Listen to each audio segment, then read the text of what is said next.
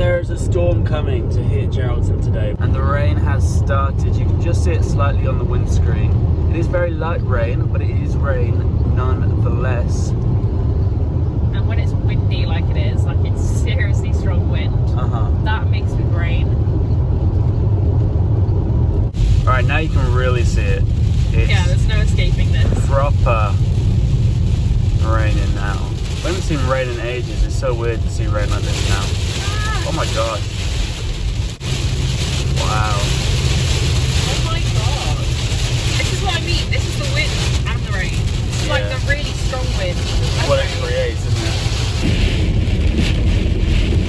it? Alright, so we just flew by the information centre and we picked up this map of Geraldton. It doesn't look very big, but it looks like there's a lot to do. So the first thing we're going to do today, they pointed out there's a lot of tours to do.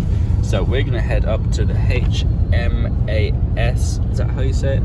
Or is it HMAS? Is it HMAS? I don't know.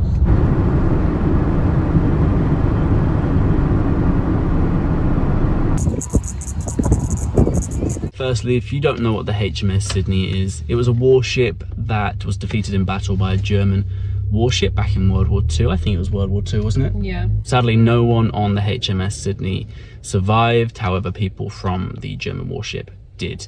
And if you'd like to find out more about that story, because I'm not the best storyteller, you can find out more in the link I'll pop in the description. Very worth doing the tour because you can go and look at the memorial and you don't necessarily learn anything. So if you are interested, 10:30 every single day at the HMS Sydney War Memorial in Geraldton. All right, where are we going next? We are going to Aldi.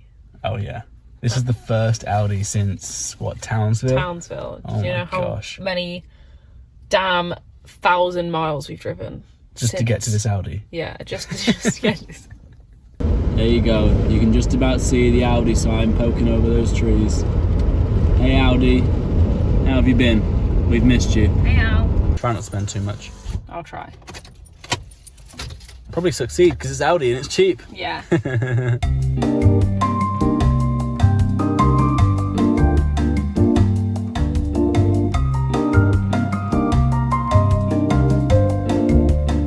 There we go. Well then, Joe, how much did we spend? $78 for a weekly shop. Not bad at all, is it? That's pretty good compared to like 100 normally. Yeah.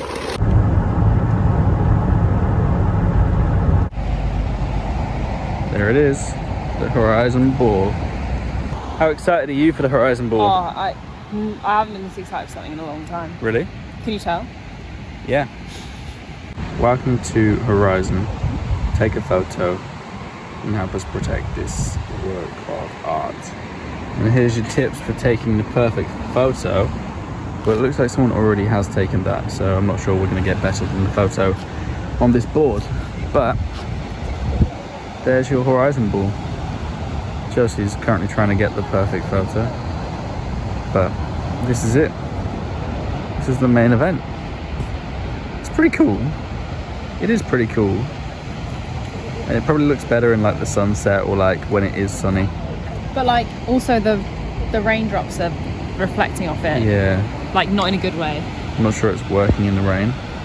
I don't know. It looks cool on here though. Keep going. That Josie stood behind. It just makes your head look really big. That's Josie's head. That's what you can see right now. It's smaller than I expected. Yeah, it is. Like I thought it was going to be way bigger. Yeah, and Josie stood behind it. Maybe it's the lighting's wrong today. Yeah, maybe. I reckon. Maybe it's just meant for sunsets. I think that's when you're meant to get your picture. We're going to head towards Ellendale tonight and then we'll wake up at a nice little free camp. And then we'll head to Port Denison in the morning, I think. I think that's a good idea. Sound like a plan? Sounds like a plan, Sam. One step closer to Perth. Yay! So we'll see you guys tomorrow.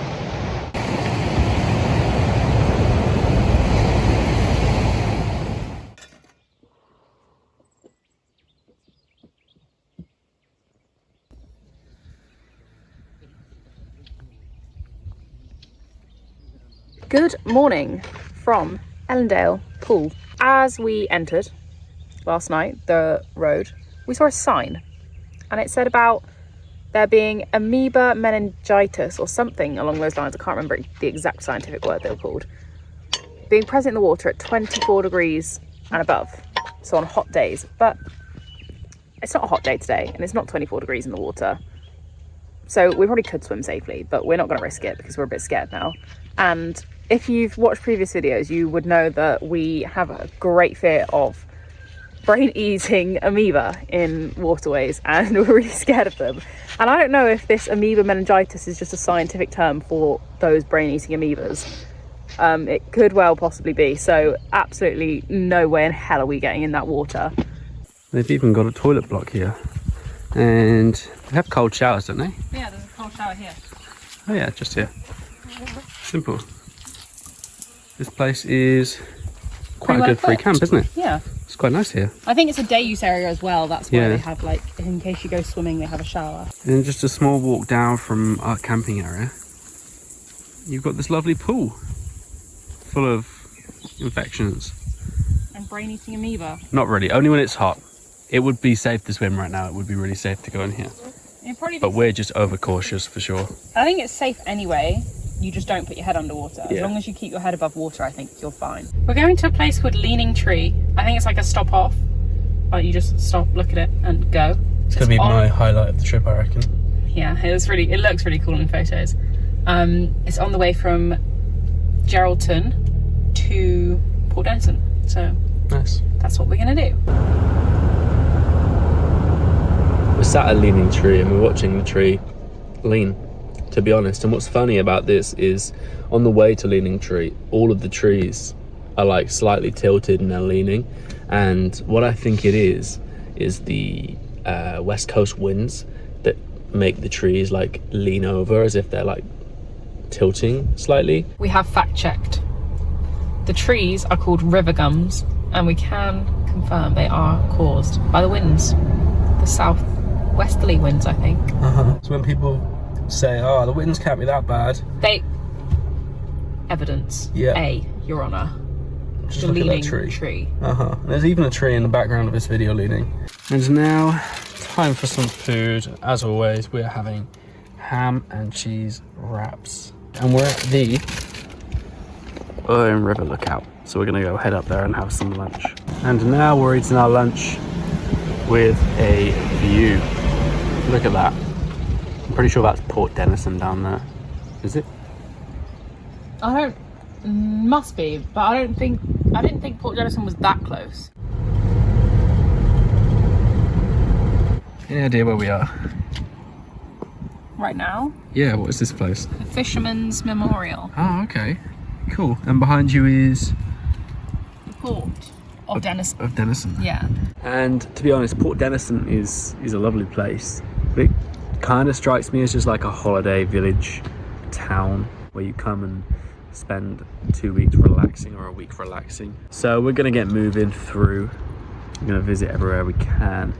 And yeah, we're gonna take it one step closer to Perth. We're heading to where? Greenhead. Greenhead. And off we go. We're heading down the famous Indian Ocean Road, aren't we? We are partially, because there is part of it that is closed at the moment, unfortunately. I think it's quite a big chunk as well, between Arrowsmith and Lehman. Yeah, so we are heading up through Arrowsmith, and the road you're meant to take is down Route 60, and it's this long road here. And as you can see, it's right on the ocean line, so what a drive that would be.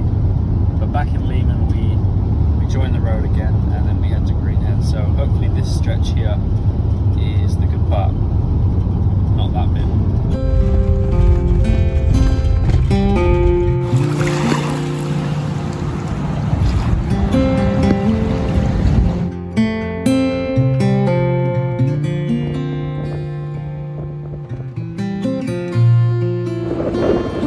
So to get up here, there's a bit of a climb, and It's too big for someone Josie just about made it, I think. with my size legs.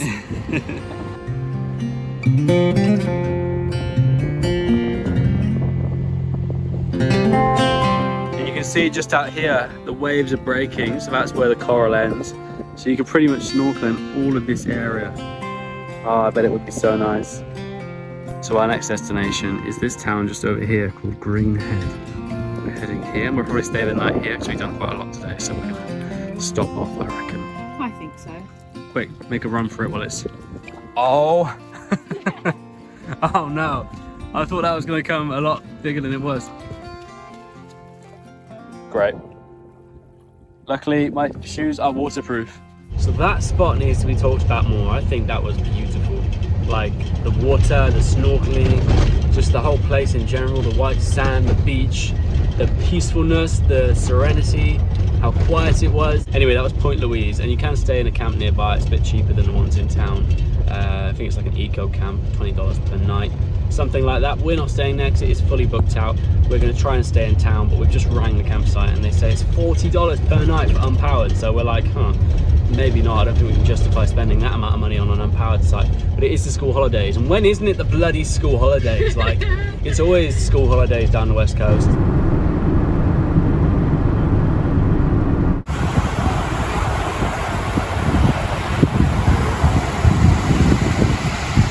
So Dynamite Bay, beautiful. Maybe at low tide, snorkel territory. High tide, not so much. There's a lot of seaweed everywhere, and it's not really reef-like like the other place. So I think if you're gonna come to snorkel here, I would say Point Louise is probably your best bet. So there's a couple of campsites in Jurien Bay, but one of them is very expensive and the other one is self-contained only. We are not self-contained. So we're gonna have to head up into the national park just up here. And we're gonna stay at this lovely place, Karda Campground. And it's only $30 per night. So public holiday, that's pretty good, or school holidays, that's pretty good. And it's only 20 minutes away, so yeah, we're going to come back and explore Jurien Bay tomorrow. But for tonight, we're heading up to this camp here. So to actually get to Karda Camp, it is a couple of k's dirt road. The dirt road is magnificent. Magnificent. It's just so flat, there's not even a sense of corrugation. So don't worry about your car, you'll be fine. Welcome to Karda Campground. Alright then, so here's the map. We're just here and we are headed to site 24 or 25. I should probably check that. One of these two here. And there are some resident emus by the looks of it. They're just cassowaries, but less colourful, I think. And this is our little spot for the night. This will do, won't it? This is lovely. What a lovely campsite. And we have some friends. So that is a big kangaroo. And there's one just up here. And we also saw some emus here. So if we hadn't ticked them off already, we'd be ticking everything off right now. The wildlife is rife. Yeah. It's good stuff here, isn't it? And I think there's a little rabbit in the grass over there. Really? Okay, it wasn't a rabbit, it was a little bird. Like a parakeet or something. It was just completely green with a black head. Whatever that is. Anyway, this is our spot for the night and this is where we're going to sign off for the evening. So I guess we'll see you tomorrow and we will be exploring Lesueur National Park and Jurien Bay.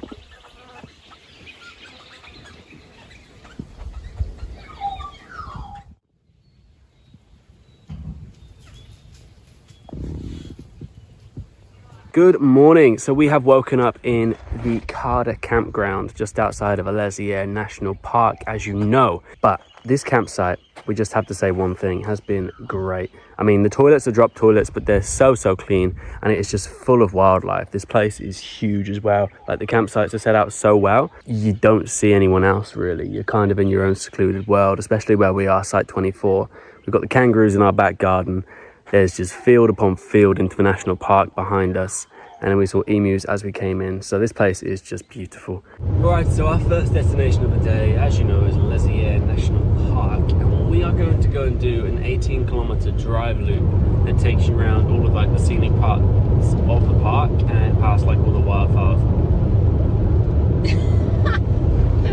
It takes you around the scenic parts of the park and through all the lovely wildflower sections. I'm not sure what I was saying a minute ago. And just across the road, we have spotted an echidna.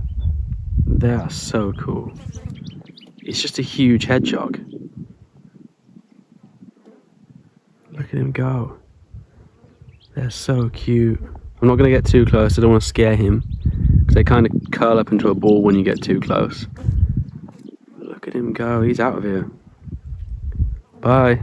So we've been in the national park for about 2 minutes and we saw an echidna on the side of the road. I love this place. So that was the sign we're looking for. Lesueur National Park, scenic drive, 18 kilometers. Let's get to it. Let's go. Let's do it, but it's unsealed. No, I think the actual scenic drive is sealed, but the way in is unsealed. How weird. Anyway, I'm glad it's sealed. There's a bit of corrugation on that last bit of road. There was. Should we get off the main road? We should, yeah. We just stopped. If you're concerned, there is no one else here, so I think we're okay for now. This road's very long and straight. But yes, let's get off the main road. Let's go. Good idea.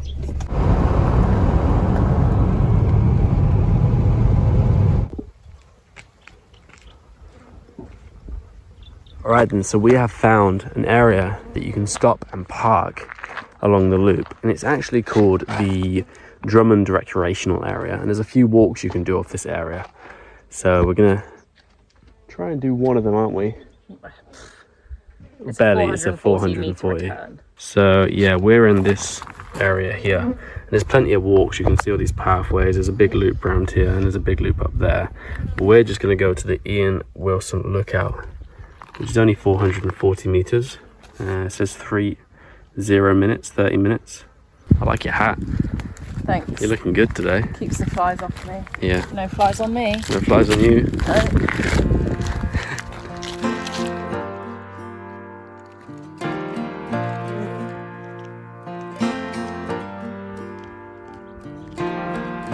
And we've made it.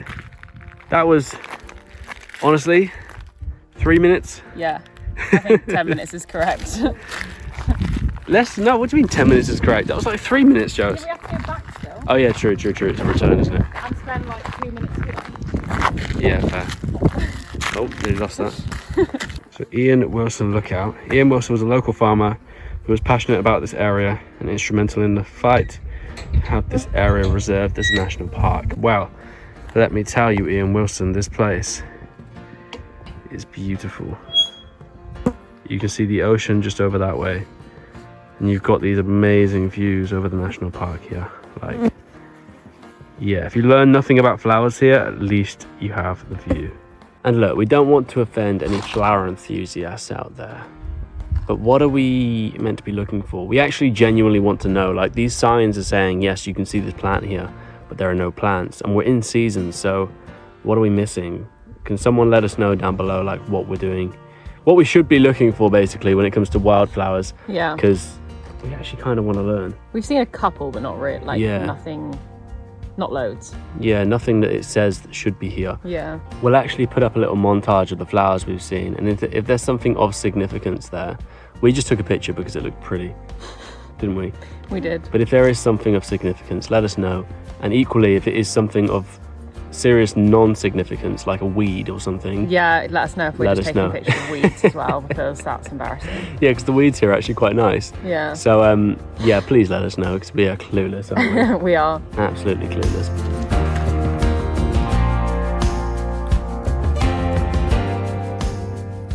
For example, this one, the dwarf cypress. Is it this? Or should we be looking like there or there? Because I can't see that. Alright then, so we have arrived in Jurien Bay. Jurien Bay, I mean. Jurien Bay?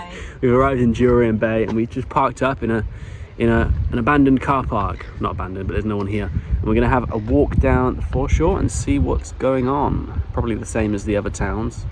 It strikes me as a bit of like a holiday village again. Like the majority of the towns down this coast, actually, so far. Look at this little guy we've seen as soon as we've stepped out the car. Hey friend, he looks like a little crocodile. He does, right? Oh, you're adorable. Why is your tail so short?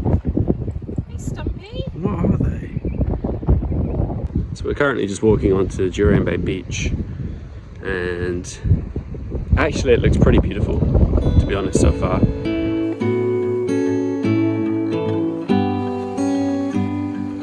And don't get us wrong, when we say these places are like just little seaside villages, holiday villages. It's not a bad thing because that's what so the majority of people come here to do. Like that's what they're based around. And this place is only 2 hours from Perth, so it's perfect really for a little getaway. Perfect, exactly. But yeah, it's just not. I guess just not. It's probably not geared towards like backpackers. Yeah, that's what I'm trying to say.